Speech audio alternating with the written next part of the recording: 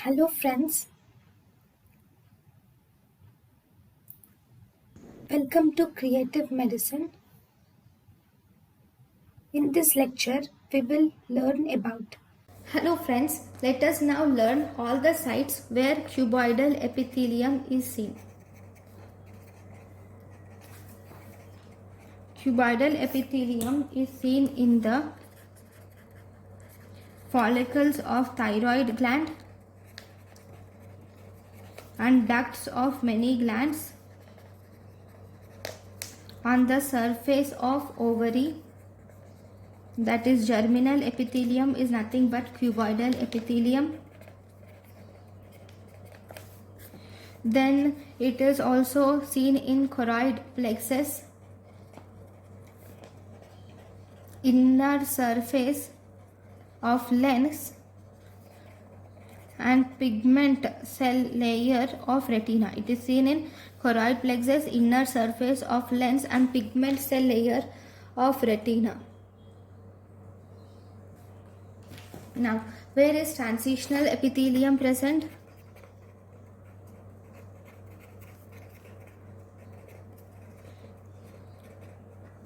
Transitional epithelium is present in renal pelvis, calyces, ureter, urinary bladder. Then it is also present in pre-prostatic and prostatic part of urethra. And this distribution, because it is present in urinary tissues, it is also called as urothelium. So transitional epithelium is also called as urothelium. Now, we said pre and prostatic parts of urethra. Then what about the rest of the urethra? The urethra, pre and prostatic parts of urethra is lined by transitional epithelium, and the rest of the urethra is lined by pseudostratified columnar urethra. So we will see all the urethral parts, that would be better. Okay, urethra. Okay, this urethra has three parts, right? Sorry, three parts. One, we have it has four parts, right? Prostatic urethra or pre-prostatic urethra. This part has transitional epithelium, whereas the membranous urethra, this has pseudostratified columnar epithelium, whereas the whole penile urethra is also has penile urethra or spongy urethra. This also has the pseudostratified columnar epithelium, but here the proximally it is pseudostratified columnar epithelium. Proximally it is pseudostratified columnar epithelium, but if you to see it distally, it is stratified squamous epithelium is present distally. So penile urethra, proximally you have pseudostratified columnar epithelium, and distally you have stratified squamous epithelium. Distally where? Distally near the external orifice. Distally near the external orifice you will have stratified squamous epithelium. So these are the different epithelium. Okay, now this is about urethra. Now let us see the epithelium which is present in the kidney. Okay, before kidney we have seen urethra. Above urethra we will have renal pelvis, calyces, ureter, urinary bladder, and also pre-prostatic and prostatic part of urethra, All these are lined by transitional epithelium. Okay, now we will see the parts of the kidney. So if you see the kidney, proximal convoluted tubule, this has cuboidal, this is lined by cuboidal epithelium with prominent brush border. It is lined by cuboidal epithelium with prominent brush border. Then if you see the ascending limb and descending limb of loop of Henle, this is lined by the, actually ascending limb of descending limb of thin loop of Henle is lined by simple squamous epithelium, whereas the thick part, thick ascending limb of loop of Henle, it is lined by simple cuboidal epithelium. Then if you see the collecting duct is again lined by, before collecting duct we have distal tubule. Distal convoluted tubule is lined by simple cuboidal epithelium, and after distal convoluted tubule you will have collecting duct, and this collecting tubule is lined by again simple cuboidal epithelium, and finally the collecting tubule is lined by simple cuboidal, and finally the collecting duct is lined by simple columnar epithelium. So these are the different epithelium lining of the kidney. Okay, next if you see cornea is lined by non-keratinized, it is lined by non-keratinized stratified squamous epithelium. Cornea is lined by non-keratinized stratified squamous epithelium.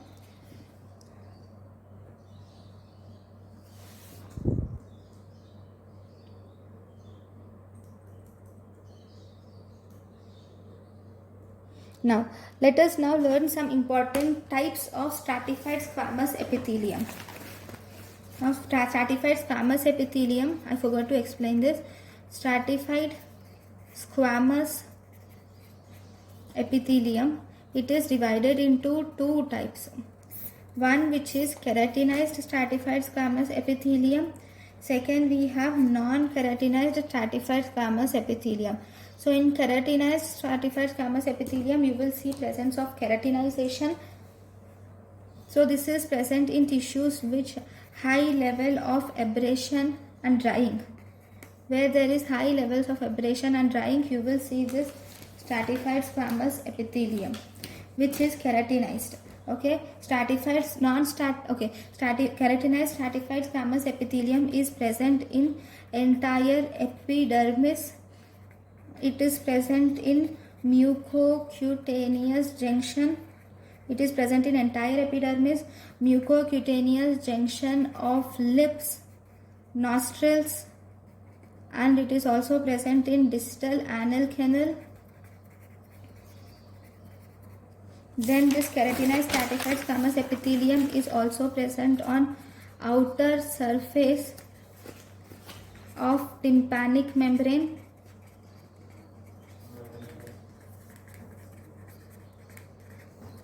And also parts of oral cavity like gingiva,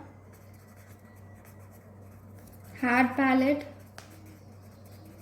and filiform papillae. It is present in gingiva, hard palate, and filiform papillae, which is present on the anterior part of dorsum of tongue.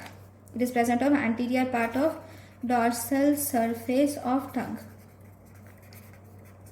So these are the different parts of keratinized epithelium.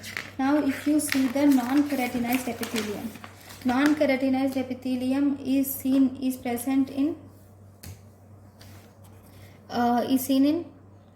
surfaces which is subjected to abrasion but not drying. They don't dry easily. In those areas you will see non-keratinized epithelium.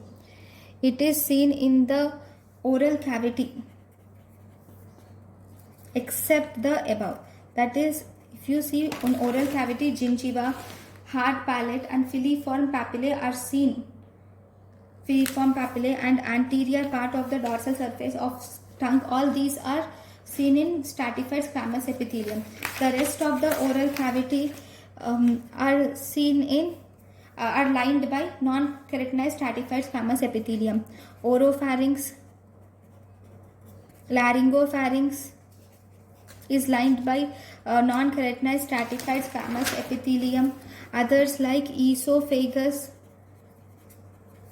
part of the anal canal is lined by stratified squamous non-keratinized epithelium. Vagina and distal uterine cervix,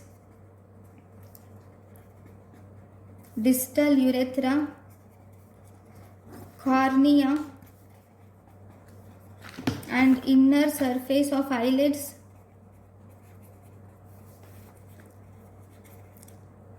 and vestibule of nasal cavities. All these are lined by stratified squamous non-keratinized epithelium. So this is about the important points about the two different types of stratified squamous non-keratinized epithelium. Now we will see the glands, some glands and their lining epithelium. So if you see the glands and their lining epithelium, so first we will have sebaceous glands.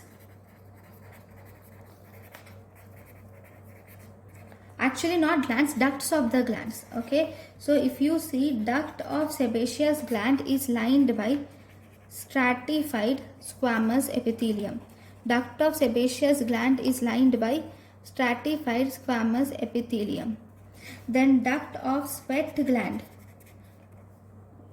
salivary gland, and duct of pancreatic gland. So all these are lined by stratified cuboidal epithelium.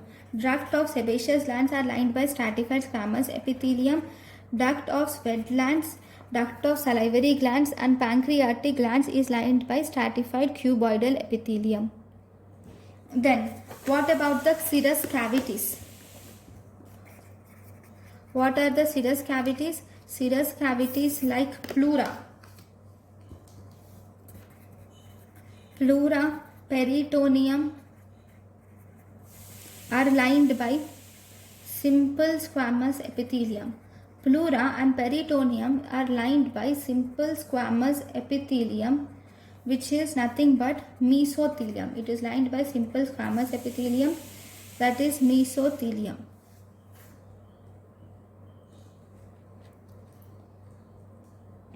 Then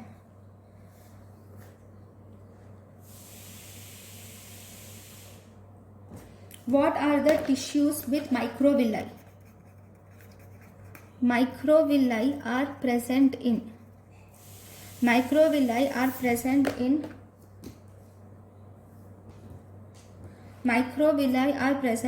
duodenum, gallbladder and PCT. Duodenum, gallbladder and PCT, we have microvilli. The thing is, duodenum has simple columnar with regularly arranged microvilli. Okay, then gallbladder is also simple columnar, but it is irregularly arranged microvilli, whereas PCT is simple cuboidal with microvilli. So these are the differences between the microvilli in duodenum, gallbladder and PCT. Now